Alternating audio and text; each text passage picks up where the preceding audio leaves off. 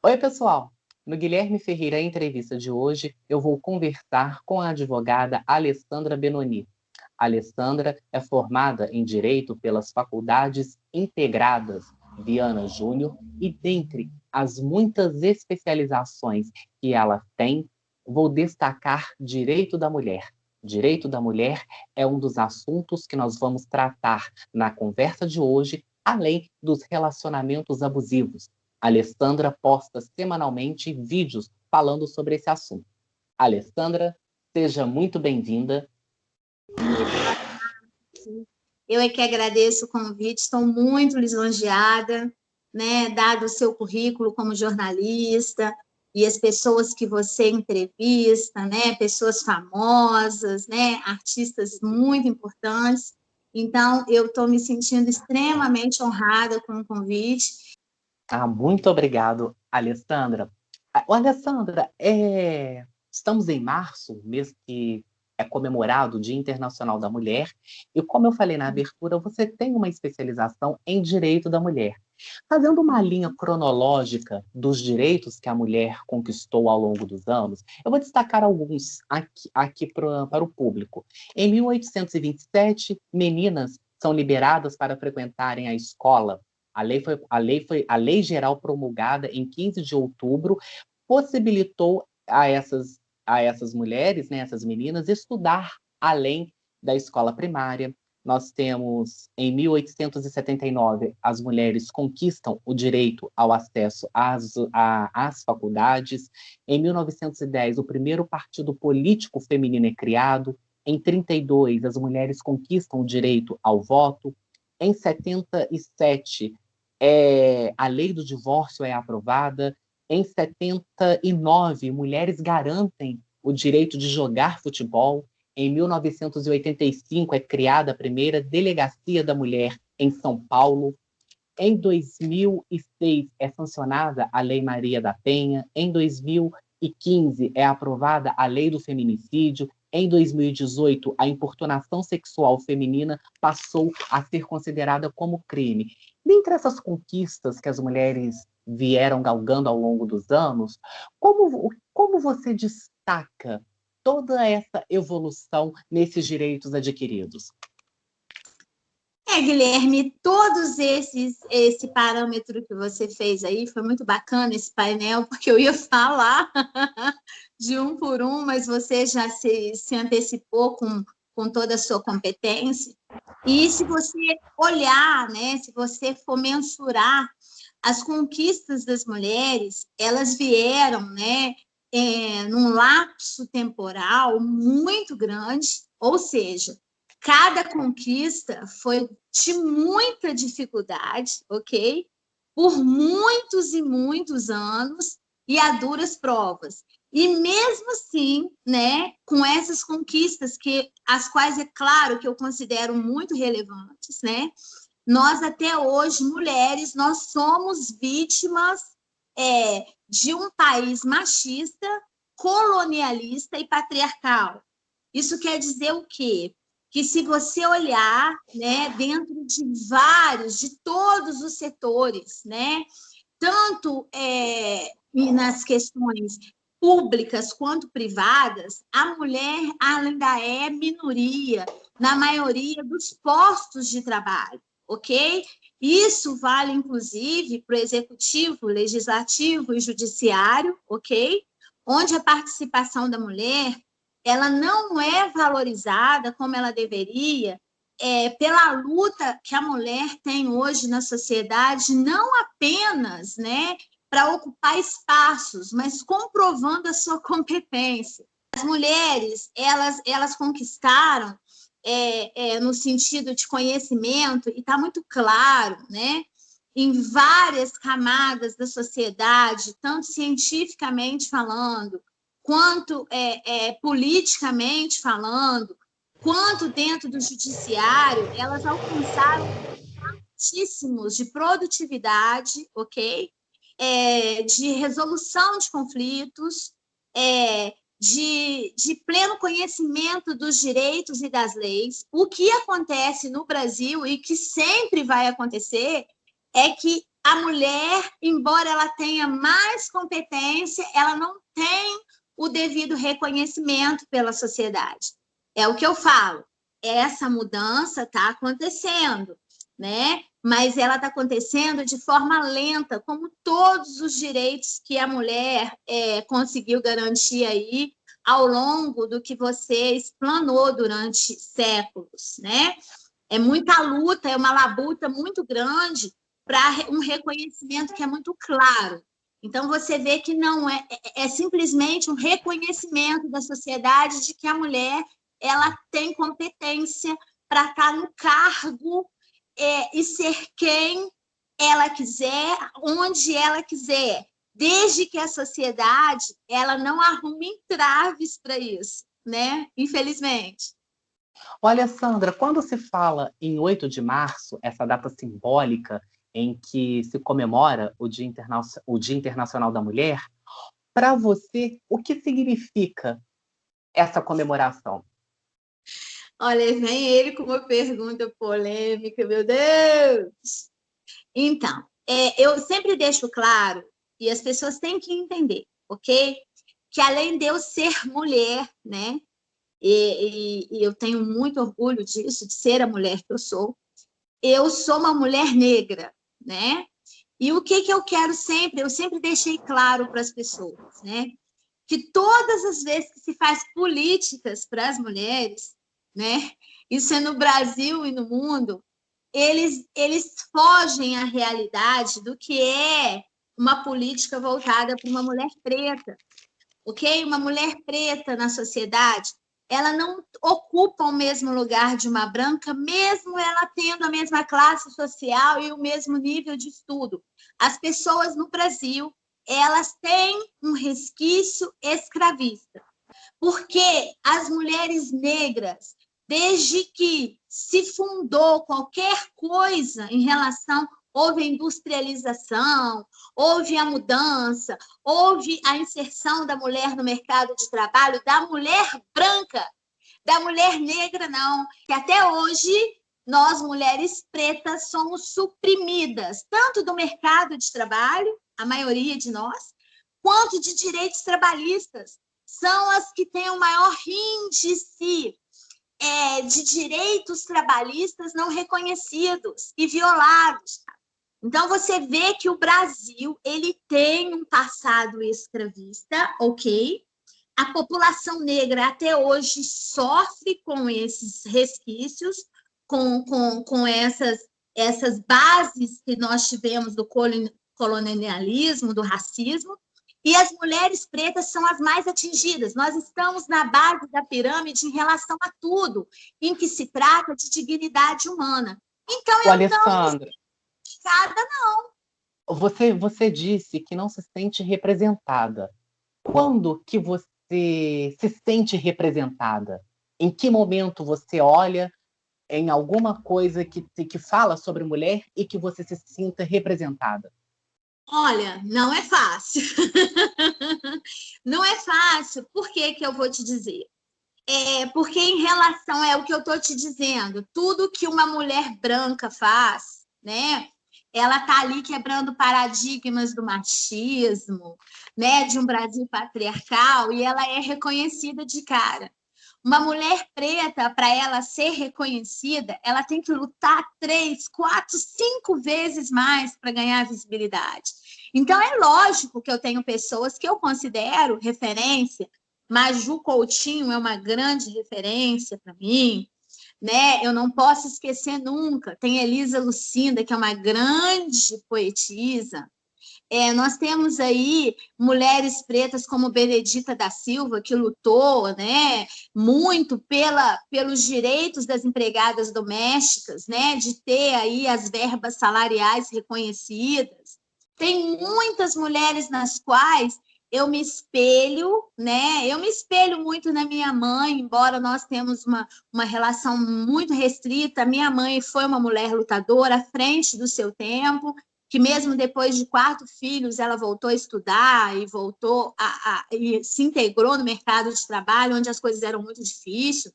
A minha tia também. Então, na minha família tem muitas mulheres que lutam. Então, eu tenho um leque de exemplos, né?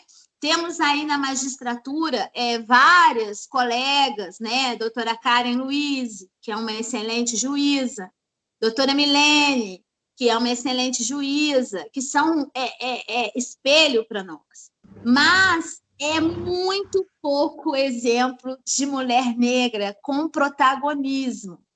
E isso reflete, ok, o racismo no Brasil. Isso reflete os resquícios de uma sociedade colonialista, onde o lugar da mulher preta era cuidar dos filhos da mulher branca. Então, os meus ancestrais pagaram muito caro, né, por essa escravidão de quase 500 anos, e essa reparação nunca é vista de uma forma decente. As pessoas criticam cotas nas universidades, cotas para concursos, porque tudo que pode dar qualquer acessibilidade ao povo preto é mal visto, é um mau investimento.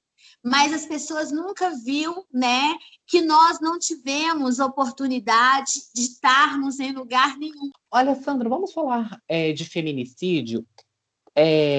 O Ministério da Mulher, da Família e dos Direitos Humanos divulgou que os canais Disque 100 e Ligue 180 do governo federal, eles registraram pouco mais de 105 mil denúncias no ano passado, cerca de 12 denúncias por hora.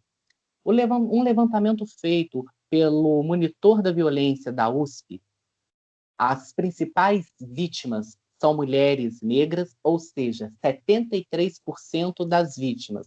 Muito tem se falado que a violência doméstica aumentou durante esse período de confinamento, esse período de pandemia que o mundo vive desde o ano passado.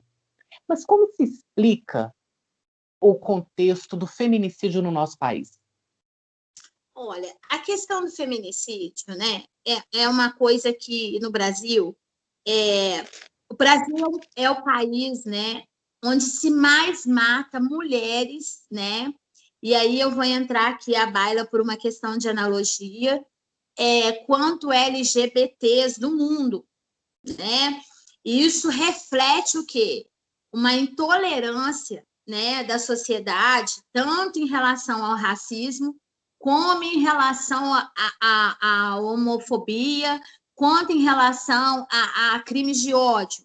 Então, quando entrou o advento da pandemia e as pessoas ficaram mais em casa, esse tipo de crime ficou muito mais evidente. Por quê? Porque hoje em dia existem leis, né? E existe toda uma estimativa, existe todo um estímulo da sociedade para as pessoas estarem, como é que fala, denunciando, né? Existem, inclusive, códigos, né, que as mulheres podem usar se estão sofrendo algum tipo de violência. Hoje em dia, você pode ligar anonimamente e falar que a sua vizinha está sofrendo violência doméstica.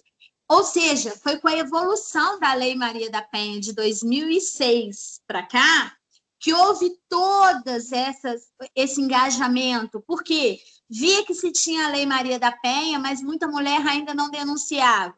Via que mesmo tendo um número para denunciar, a mulher, às vezes, não tinha como ligar. Ou se ela ligasse, ela tinha que detalhar muito o crime. E hoje em dia, se você ligar com um código, a pessoa já nota. Como a história da cruz do batom vermelho nas mãos, que a mulher pode andar na rua e fazer assim, né? Que pode se denunciar que ela está sofrendo violência doméstica. Então, houve um engajamento da sociedade em relação a isso. Olha, Sandra, desculpa, mas você falou da Lei Maria da Penha.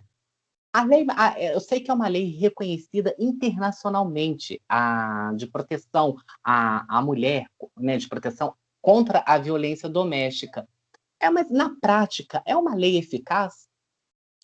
É sim. Olha, eu tenho. O que eu quero dizer? Ela é considerada a terceira melhor lei do mundo pela ONU em relação à violência doméstica. O que se tem de problema na aplicação da lei é o preparo de muitas autoridades. há um despreparo do judiciário no sentido de ter uma vara específica para isso, ok? E que a mulher seja tratada de forma digna, porque tem muitas pessoas que falam que a mulher, ela está, na verdade, nessa situação porque ela quer, e não é. Às vezes ela não tem para onde ir, às vezes ela não tem como se sustentar, então tem que ter toda uma política voltada, né, para tirar a mulher desse estado. E em relação às mulheres negras, isso daí é muito pior. Por quê? Vou te falar. Na minha página que eu tenho lá do Ágape, você deve ter visto, que eu dei uma entrevista com um amigo que ele é juiz e ele foi anos no tribunal do júri. Então, 83% das mulheres que sofrem feminicídio, elas são negras. Só que quando é uma mulher negra que sofre feminicídio, não é noticiado.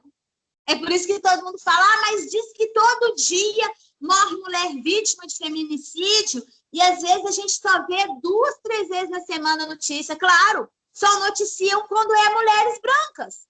Como a maioria são mulheres pretas, não aparece, é mais um corpo que cai. E nem entra, às vezes, para as estatísticas. Então, nós não temos mulheres pretas, é uma representatividade, nem mesmo no judiciário, para estar olhando de perto a situação da mulher negra nesse contexto. A Maria da Penha, ela é uma lei excelente, que teve uma evolução muito grande dentro do direito penal, que o nosso Código Penal data de 1940. Então, a evolução da Maria da Penha de 2006 para cá é inquestionável, mas nós precisamos de operadores que saibam aplicar a lei com eficácia. Tem muitos bons, mas tem muitos que não estão preparados, infelizmente. Olha, Sandra, o STF decidiu que é inconstitucional a tese da legítima defesa da honra. Os ministros concordaram com o relator, o Dias Toffoli, que proibiu o uso desse argumento em casos envolvendo feminicídios. Como você vê essa decisão a partir de agora e o que ela vai representar?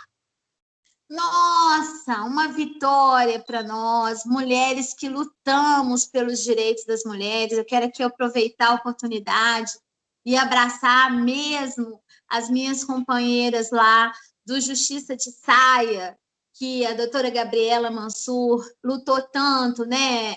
Ela luta tanto pelos direitos das mulheres e lutou tanto para ter essa situação aí, que já era ultrapassada, que já não estava na lei, e as pessoas usavam, porque a honra para um homem é uma mulher não traí-lo, e isso justificar a morte de uma pessoa, nem se fala em dignidade humana, que se fala na volta clássica do colonialismo, né? E da era medieval, onde as mulheres eram propriedades dos homens. Então, isso é uma evolução muito grande para o direito, muito grande para nós, e um precedente de vital importância para poder se punir esse tipo de crime por parte dos homens. Isso é uma extensão do machismo, né? No qual ele colocava a sua honra ali, mas, no fundo, todo homem acha que ele tem direitos sobre a mulher que ele não tem. Se ele não os faz de outra forma, ele usa desse crime, usava dessa desculpa de legítima defesa da honra, que já era um princípio mitigado no direito há muito tempo, e ter uma decisão dessa é mais uma vitória para nós que defendemos os direitos das mulheres, uma evolução muito grande. Me deixa feliz. Olha, Sandra, lá na sua página do Instagram, a sua página profissional, você publica semanalmente vídeos que falam acerca do relacionamento abusivo. Por que você decidiu falar sobre esse assunto aos seus seguidores? Nossa, boa essa pergunta. Eu comecei a ter no meu escritório muitas mulheres, né, que vinham reclamar e pedir todo o meu trabalho, contratar o meu trabalho, porque eu sou criminalista também, porque tinham sofrido violência doméstica. E quando eu ia perguntar o contexto da violência doméstica, eu perguntava já de cara, tá, mas aí aconteceu a violência física, Mas fora isso, como que era o relacionamento de vocês no dia a dia, né? Até para eu entrar com a representação e explicar para o juiz. Ah, não, doutor, era uma relação normal. Eu falei, normal? Mas aí do nada ele chegou e ele te bateu, aí ela ficava toda perdida e ela falava assim, não, a gente tinha brigas, mas brigas de casal. E aí eu falava, mas que tipo de briga de casal? Né? Porque realmente casal discute, se desentende, a convivência diária não é fácil, né? Seja em época de pandemia ou não, mas na pandemia é muito pior. Por quê? Porque os casais estão muito próximos, né? E estão tendo que viver o dia todo, um com os defeitos dos outros. E aqueles que não se conheceram muito bem estão se estranhando. E aí ela falava assim, não, ele fazia isso e isso. Eu falei, mas não existia uma relação abusiva? E ela falava, relação abusiva? O que é isso? Ela não entendia o que era uma relação abusiva. As pessoas, elas não entendem, elas conhecem a violência doméstica também em termos, porque muita mulher acha que a violência doméstica, ela é só a física, ok? Ela não sabe que existe a violência psicológica, patrimonial, a violência moral, e aí vem a violência física, né? Ela acha que não, que violência doméstica é só a violência física, o resto, ela ser manipulada pelo companheiro, ela tá a todo momento sendo vigiada, a todo momento ser tratada como propriedade, né, em cima de uma relação possessiva, né, de posse e de abuso, onde a liberdade dela e de forma nenhuma é respeitada, não é violência e não é um relacionamento abusivo. Então, eu tive a necessidade de levar para as pessoas o que é um relacionamento abusivo, ok? E, inclusive, que ele não acontece só entre cônjuges, né? E nem só entre casais heterossexuais, porque as pessoas tinham essa falsa visão. E o retorno foi muito grande, eu não esperava. Dentro da esfera jurídica, quais são as consequências de relações abusivas? Então, dependendo do que o abusador faz, cada coisa tem uma consequência na esfera jurídica. Eu vou te dar um exemplo. Aquela pessoa que sofre um relacionamento abusivo e dali tem agressões físicas, né? Ela pode ser processada criminalmente, não só pelo crime de lesão corporal, ok? Mas também dentro da Lei Maria da Penha, ela tem direito de que a pessoa tenha afastamento dela, ok? Que o abusador preste, sim, alimentos a ela, várias medidas específicas. E aí isso vai, inclusive, vale para casais homoafetivos. Em relação à questão dos filhos que sofrem abuso dos pais, eles têm todo o direito de encontrar abrigo no judiciário, no sentido de denunciar, fazer um boletim de ocorrência, chamar a polícia e ficar longe do abusador.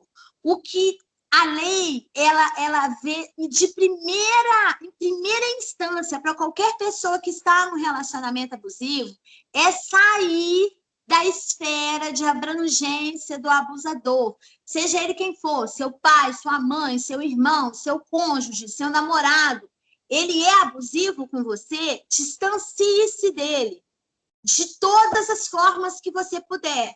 E isso daí é que dá subsídios para as pessoas, às vezes, procurar seus direitos, né? Porque, às vezes, a pessoa tenta permanecer num lar onde ela é vilipendiada, ela é o tempo todo, ela é julgada, nada do que ela faz está bom, só colocam defeitos nela, só levanta nela uma série de sentimentos ruins, e isso traz uma agressão psicológica muito grande.